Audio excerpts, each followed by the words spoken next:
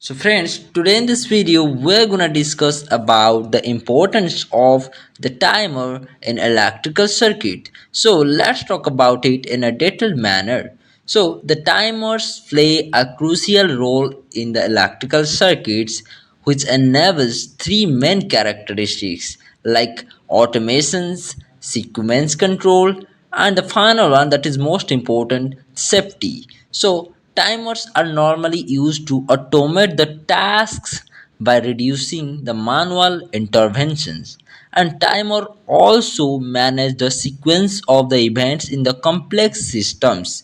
And the third one, that is the main thing, that it can prevent the accidents by controlling the device operations.